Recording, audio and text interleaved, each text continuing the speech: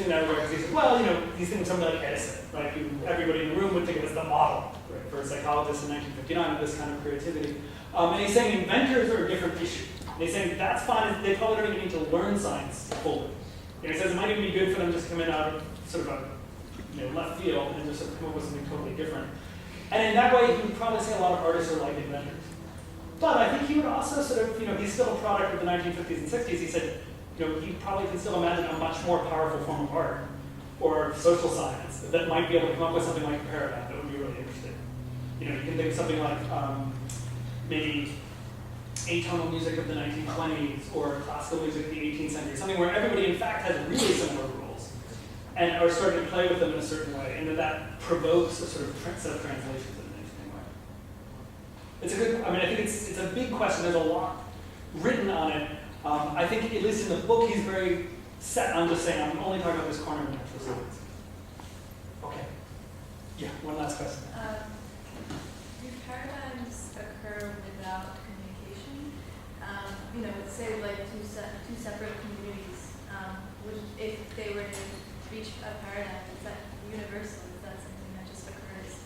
Or is it something that happens because of humans interacting? That's an interesting question. I can see a couple of ways of interpreting it. You mean so the question was, well, let me see if I can say it correctly, and then you can fix it if I don't. So you're saying, do paradigms happen through communication?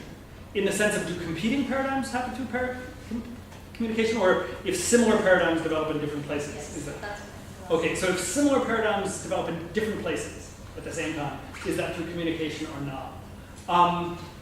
That's a good question. I think he would say you could have sort of isomorphic paradigms. You can have similar, you wouldn't say they're identical. I'm thinking of sort of, Japan in the 17th century and England in the 17th century, right? Where both in the sciences and other fields, there's actually a lot of commonalities, even though they're not communicating very much. I think he would say, human interaction with the world is not as different as we imagine it is.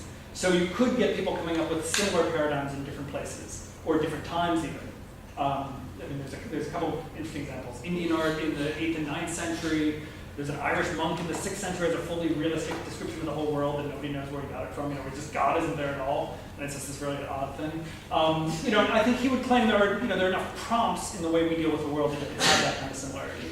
But I would say in general, he's always talking about a communal vision of how these things are working, how paradigms play off one another and are related to one another.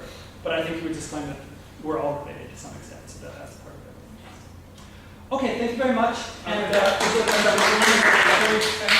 Greg, do any of the language thinking faculty have announcements for their students sometime that happens?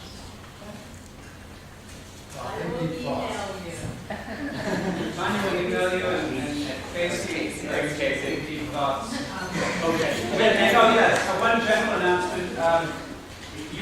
There's a system called email here at this college, and you have an email account, and you should check it regularly. Let's thank Greg Moynahan.